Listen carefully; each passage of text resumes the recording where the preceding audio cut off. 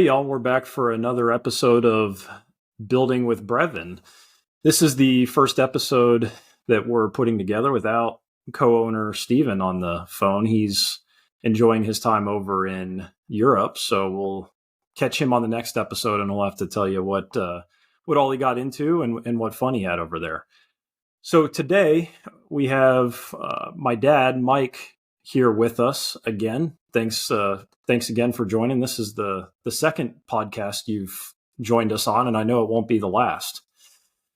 So what we would like to go over today is weatherization. We want to change it up a bit. So this is going to be more around what we call building science. So building science is a very large term that incorporates a lot of different things when it comes to construction and the technical side of things.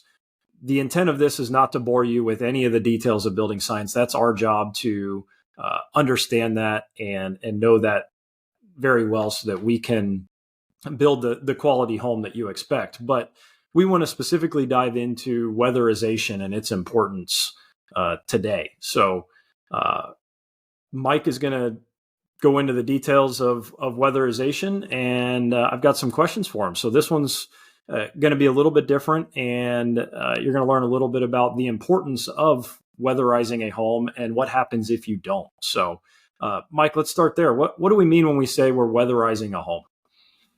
Sure. Thank you, Brian. Pleasure to be here. I want to just let everybody know that not all homes are built the same. And when you're looking for a builder, you want to look for a builder that does have some exceptional weatherization parts to the home, because that's ultimately going to affect your energy usage and your energy bill. So what is weatherization? What is the definition of weatherization? Well, it's the practice of protecting a building and its interior from the elements like water, wind, and sunlight to reduce your energy consumption and to optimize your energy efficiency. And there's a number of factors that go into play in determining the energy efficiency of a home. So, we can get into that whenever you're ready, Brian. Yeah, absolutely. So that's the definition, but let's bring that down to layman's terms. What are the best products and or ways to weatherize a home, right? So we know that that's what it means, but let's talk about someone's specific home. They've got their dream home in mind, and they're saying, hey, I want to make sure that I'm not going to have issues later with water, or I'm paying for this expensive home. We talk about energy a little bit, ice, all that. So what are the products and ways? I mean, I know that there's a lot to this question, and we won't go spend hours on it. But we could literally spend hours on this question, but let's just break it down into four major parts of weatherization. I like to think of, there's more than this, but just basically the four biggest components that a builder needs to address when building a home that's tight and energy efficient is the doors would be number one, windows would be number two, insulation would be number three, and then sealing all the penetrations would be number four. And each one of those categories has certain things that need to be addressed or looked at to make sure that if you optimize each one of those four categories, then I think you're going to have a pretty tight home. And the goal is to have a house that doesn't leak air, doesn't leak water, doesn't leak sunlight. That sounds kind of funny to say, but windows play a large role in that. So, looking at the doors, and starting with the doors, there's simple things that when you install the door, you want to make sure the door fits right. You want to make sure that the door touches tight to the weather seal.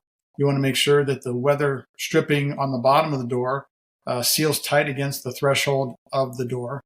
And then before you insulate it, or before you sheetrock it rather, you want to make sure that the insulation around the door is, sealed pretty tight and foamed to minimize that air infiltration. So if you do that, you're going to have a door or all doors that are pretty tight. So that would be the first thing I would say, Brian. Yeah, and you bring up a good point. As I'm listening to you, it reminds me of just all the little details that goes into the build early on, right? I mean, this isn't the final details of making sure that there's caulking on the shower pan or things like that. I mean, this is early on in the build, right around the frame stage with windows and making sure those are installed properly, all of these things. You talk about insulation; they're all very critical, very early on to make sure that the performance of the home is there for a long time. Absolutely. The next biggest thing, did you know that a home's windows, and in this day and age, there's a trend towards more windows, more glass, more light. Well, that 70% of the energy loss in a home can be attributed to windows. So, and 90% of that can be attributed just to the heat coming through the windows. So when it's a sunny day, the heat from the sun is coming through your windows, heating up your carpet, your tile, your countertops, from the outside. So how do you reduce the heat, the infrared, we call it, the heat from the sun's light is called the infrared light. That's what's heating up your house. So when the sun shines through the windows, it's heating up your carpet, your flooring, and your air conditioner has to cool that heat. So there's something on the windows, and Breven Homes is particular to use a window that's called a low E window. And E stands for emissivity, and I won't get into the details of that. But if you can reduce the amount of ultraviolet light that damages it kind of fades your curtains and fades your furniture and whatnot, and also reduces the amount of heat gain that comes in through the windows, then your home's going to be a whole lot more energy efficient. So not only is the installation of the window important, but also the type of windows that are installed, and the double pane glass with low E coatings on the inside of the window are super important. And I know a lot of builders are doing that today, but make sure that the builder is putting in a low E glass, and that helps reduce the infrared heat gain that comes through your windows. So, without getting into too much more of that, muddying the waters, it's just, that window, the windows itself and the installation of the windows is a super important part of energy efficiency. You mentioned one of the four categories, if you will, just that we've put together is insulation. Let's talk a little bit about that. Yeah. Insulation. Yeah. Right. So there's many different types of insulation on the market. And I would say the economy builders are going to use a fiberglass. You've seen the Pink Panther. It's the pink. It's a fiberglass batted insulation that goes in the walls. So after you frame the house and you have all the mechanicals in it, you're going to put insulation between the interior of the home and the exterior of the home. And that's going to stop the heat flow through the walls. And it's typically measured in R value. R is the resistance value of the heat to go through the wall. Well, the fiberglass insulation that many builders use only has an R value of about 3 per inch. So it's not super efficient. And when you put a batt insulation in a wall, you're going to get about an R13 in the exterior wall, which is a typical 2x4 wall with an R13 R value. There is rock wool, there is blown-in cellulose, but going in levels of performance, one of the top levels of performance, and there are some more that are super expensive and more insulation.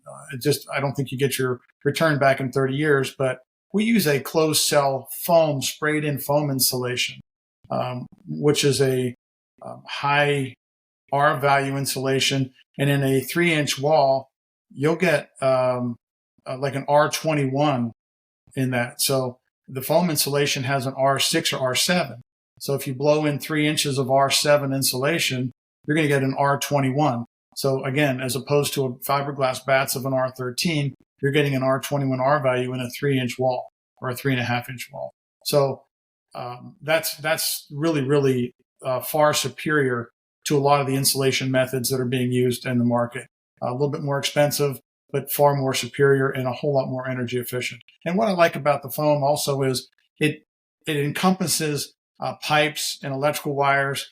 One of the major problems with a bad insulation is the installation of the insulation is poor. Most of the guys that are putting in the insulation don't cut around the wires. They don't seal the penetrations, and it's just kind of laid in there loosely, which actually negatively affects the R value. But a blown-in insulation actually goes around all the pipes and it seals the air, seals the wall, seals the penetrations, and does just a superior job. So that's the importance of insulation in a energy efficient home, and trying to, again, optimize energy efficiency.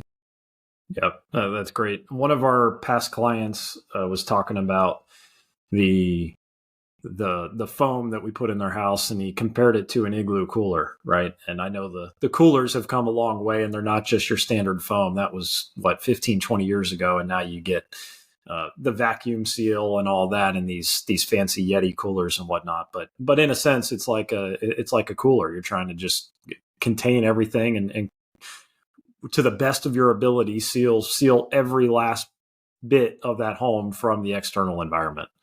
Absolutely. Yeah. So you're living in essence inside of an igloo cooler, which, it keeps things hot. It keeps things cool. Yeah. Yeah. It's also interesting to just recognize how closely correlated or connected weatherization and energy efficiency is, right? We know they go hand in hand, but sure do. It's just a good reminder, good piece of knowledge to have that the energy efficiency and the weatherization, if one goes up, the other one typically goes up, right? If one goes down, or you don't do something around weatherization, or you have a penetration where water's getting in, that you're also going to lose energy there as well, increased utility costs, and potentially other issues, which leads me into my next question for you. What are the risks associated with poor weatherization of your home? I mean, what can happen, right? And not to scare people, but this is a serious topic when you're building a home, building an asset that you're going to own. That is, I believe the corrective actions afterwards are not good, right? They're not easy.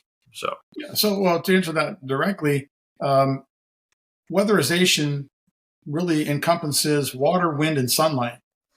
And if you don't keep out the water, wind, and sunlight, it's going to adversely affect a lot of things. Obviously, the water is the biggest thing. So if you're not keeping the water out, you're going to have water penetrating the interior walls. And a lot of times you don't even know this is happening because it's coming into the studs, getting the insulation wet, rotting out the wood, possibly causing mold, and which is also a health hazard. So if you don't keep the water out and weatherize it properly, that can be a serious hazard to your health, especially if you're allergic to mold and such. Not to mention it can rot out the inside of the walls, which can cause structural damage. So that's the water. That's obviously a very important element to try to keep out.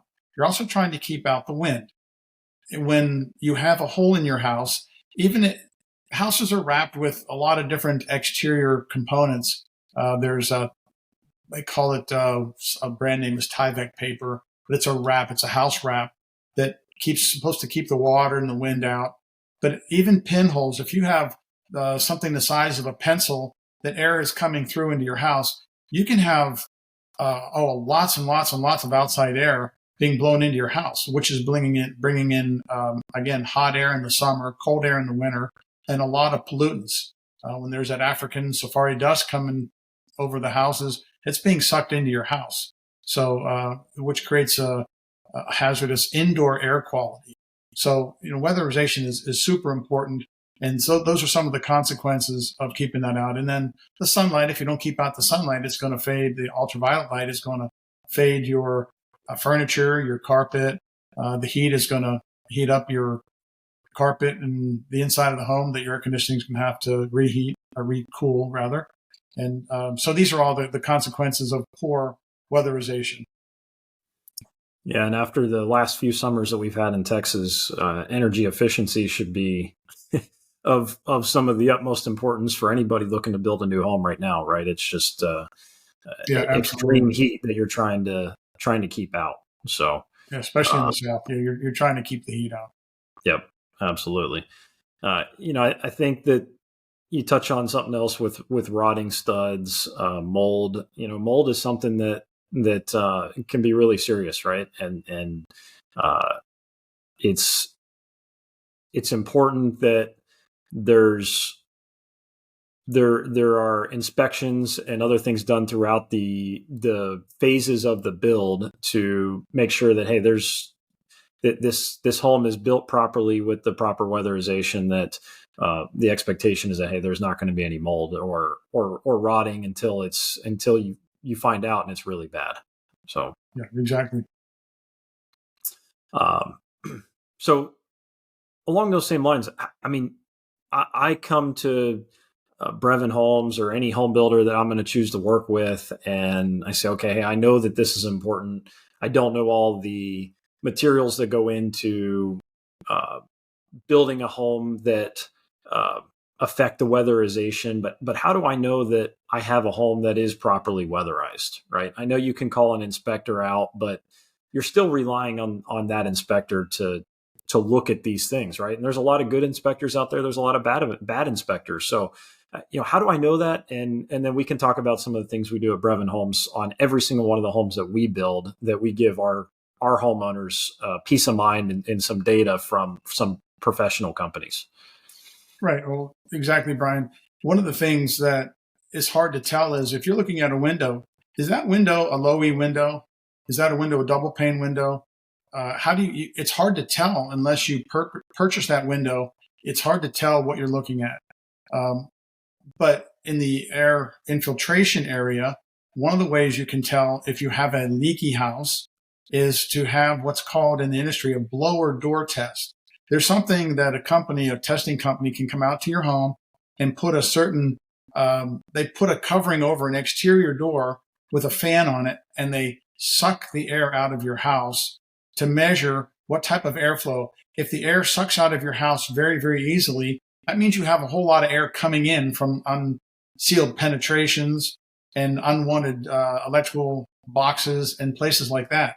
You don't want a leaky house. So they can tell by doing what's called a blower door test how airtight your home is. It costs a couple $100 to have that, and they'll give you a certificate showing what they found. And that's one way after the home is built to check to see if your homes are energy efficient. And the other thing they do is called a duct blaster test. You don't want to have leaky air ducts. So they actually, they kind of put pressure on your air ducts, and they pressurize them and kind of blow into the air ducts and to see if they're leaking. And they have to hold a certain pressure also. So those are the two main methods that they can actually do as far as testing is concerned. You can have an inspector come around and look at your doors and see if you can see light from the inside to the outside. You have a hole there. And so there's some minor things you can do. But anyway, those are the two major things you can do retroactively to check and see if you have an energy efficient home. Yep. Yeah, that's great. And I think it's important to point out that your standard third-party inspector, unless you specifically ask for these tests, you're probably not going to get those tests done, right? It's not just a part of your standard, hey, especially after the home has been complete, hey, I want somebody to come in and just do a third-party inspection on this home. These tests are not being done most of the time. And mostly, Brian, don't mean to interrupt, is that because you can't fix them.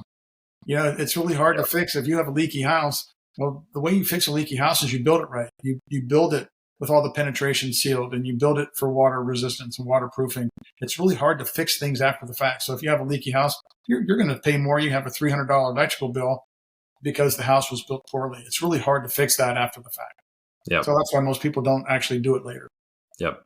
And every single home that we build, we do the duct blaster test and the blower door test, and we provide those results from the energy company that we work with to all of our homeowners. So they have that data, and they know that it's all the houses we have built thus far have been better than average in the 75 percentile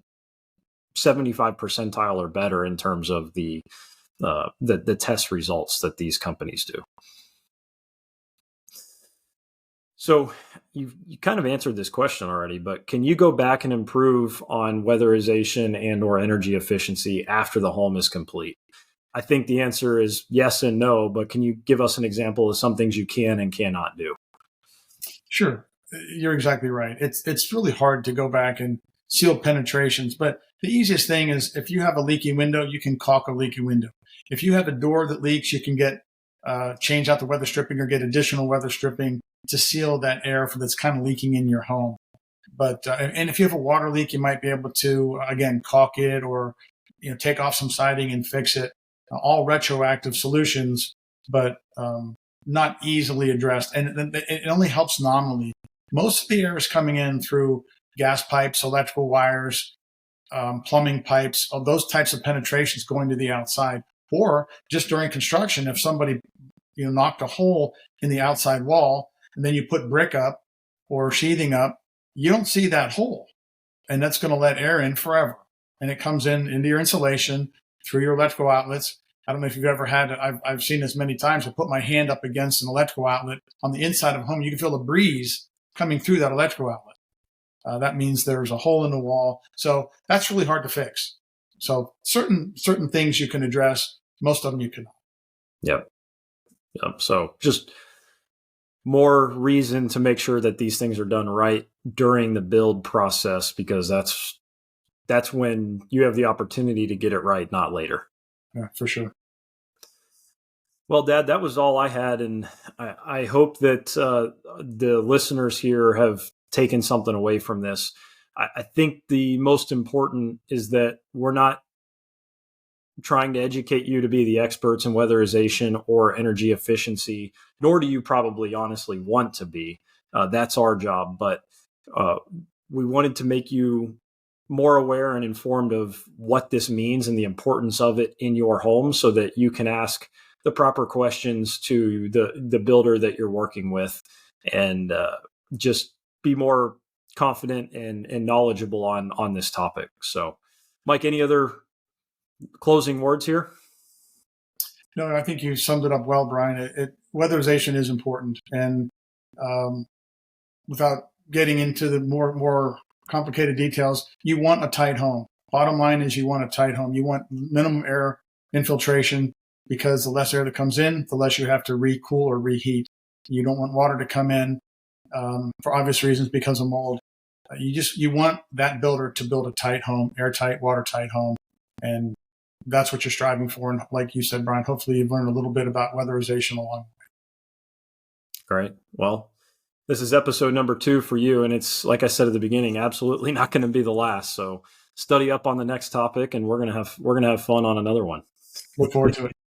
And Steven should be back next week, and we'll get to hear about his trip to Europe. So thank you all again for listening. And as we always say, feel free to reach out with any topics or suggestions you have for us. We love the feedback we get from you, and couldn't do it without our listeners. So thank you. And until next time.